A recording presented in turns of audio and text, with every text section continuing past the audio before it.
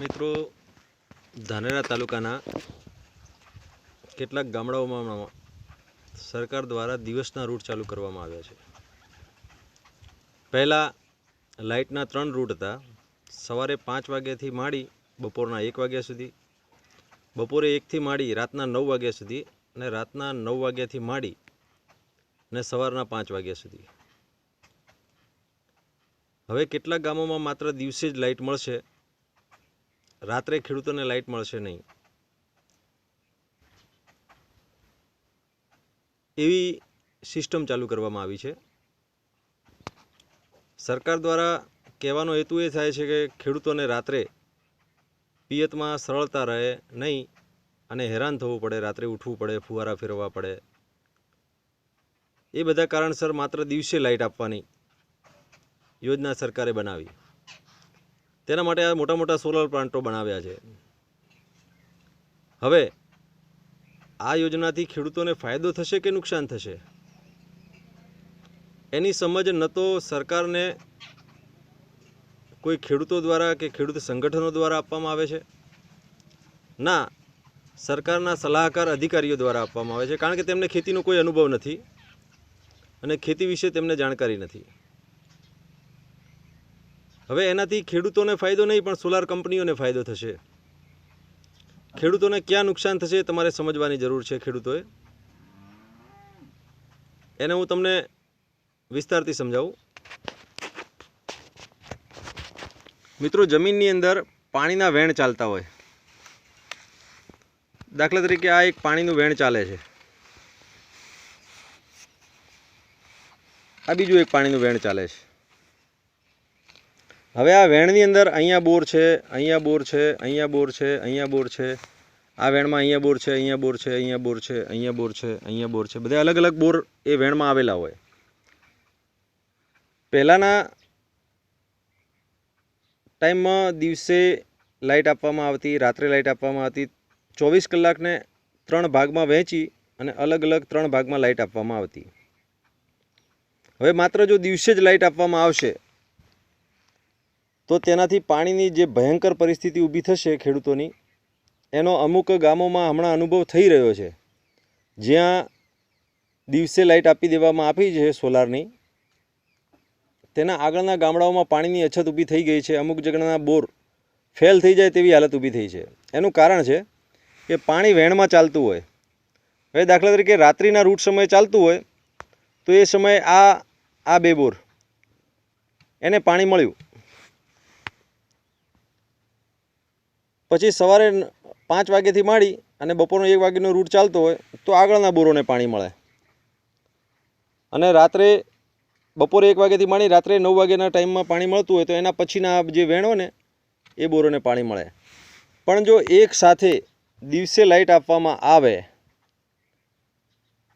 તો તેનાથી આગળના 2-4 બોરોના વેણ જે છે ને, આ 2-4 બોર એને તો પાણી મળશે, પણ વેણ પાણી એક સાથે ખીંચાવાનું ચાલુ થઈ જશે એ બોરોમાં, જેના કારણે પાછળના જે આ બોર છે ને એ ફેલ થઈ જવાની પરિસ્થિતિ ઊભી થશે. કારણ કે જમીનમાં વેણ એક જ દિશામાં એક સાઈડ આગળ જતું હોય છે, એટલે પૂર્વ પશ્ચિમમાં જમીનમાં પણ વેણ ચાલતા હોય. પૂર્વ દિશાના ગામડાઓને દિવસે લાઇટ આપી, જેટલા વધુ ગામડાઓને દિવસે લાઇટ આપી, પશ્ચિમ સાઈડના ગામડાઓમાં એટલી પાણીની અછત ઊભી થશે. આ સલાહ સરકારના અધિકારીઓ કે ખેડૂત સંગઠનો પણ સરકારને કેમ નથી આપતા કે માત્ર એક સાથે દિવસે લાઇટ આપવાથી જમીનમાં પાણીના વહેણને કેટલું નુકસાન થશે, કેટલા ખેડૂતોના બોર બંધ થઈ જશે, કેટલા બોર ફેલ થઈ જશે, તેની કોઈ ગણતરી કોઈ કરતું નથી. આ સલાહ પણ કોઈને આપતું નથી. આ ભયંકર પરિસ્થિતિથી બચવું હોય તો જે 8-8, 9-9 કલાકના જે રૂટ હતા એ 3 રૂટમાં જ પાણીની માગણી કરજો. જો એક સાથે દિવસે પાણી આપવાની સરકારે જે યોજના બનાવી છે સોલાર કંપનીઓના ફાયદા માટે, કારણ કે સોલારમાં વીજળી દિવસે જ પેદા થાય છે અને દિવસે વીજળી પેદા થાય તે ખેડૂતોને અપાય તો જ સોલાર કંપનીઓ કમાશે. પણ સોલાર કંપનીઓના ફાયદા માટે ખેડૂતો બરબાદ થઈ જશે, જમીનમાં પાણીના તળ સાફ થઈ જશે, કેટલાય બોર ફેલ થઈ જશે અને ખેડૂતો ખેતી વગર રહી જશે. એટલે હજી સમય છે, જાગો અને સરકારમાં માગણી કરો કે અમારે જે 8-8 કલાકના રૂટ હતા એ જ જોઈએ છે, 9 કલાકના. અમારે એક સાથે દિવસે લાઇટ જોઈતી નથી.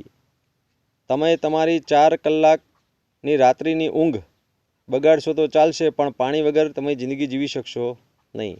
જો તમારા બોર ફેલ થઈ ગયા તો તમે ખેતી કરી શકશો નહીં. આ વિડીયો વધુમાં વધુ શેર કરજો, જેથી સરકારને પણ આંખ ઉઘડે અને વાતની ખબર પડે કે જો એક સાથે દિવસે લાઇટ આપી તો ખેતી પડી ભાગશે અને પાછળના પશ્ચિમ દિશાના જેટલા ગામડાઓ છે એમના બોર ધીમે ધીમે ફેલ થઈ જશે. જેને 20-25 ફુવારા ઉપાડતા હશે એના 5 ફુવારે પાણી આવતા વાર નહીં લાગે. હું એક ખેડૂત છું અને ખેતીનું નોલેજ ધરાવું છું, ખેતી કરાવું છું, બોર પણ કરાવ્યા છે, 4-5 બોર કરાવ્યા છે. એનાથી આ મારો અનુભવ છે.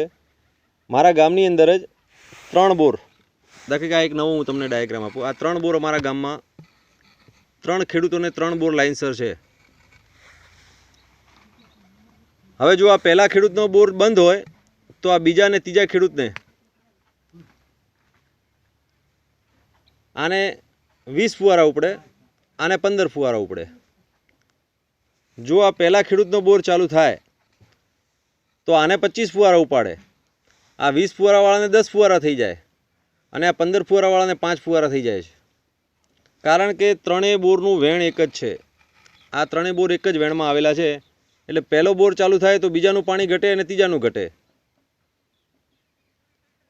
જો એક સાથે ધાનેરા તાલુકાના બધા ગામડાના બોર બપોરે ચાલુ થયા, દિવસની લાઇટમાં ચાલુ થયા, તો ખેડૂતોના બોરની શું હાલત થશે એ ખેડૂતોએ બહુ વિચારીને સમજવા જેવી છે.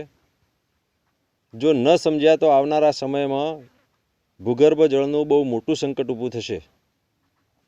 જય હિન્દ, જય ભારત.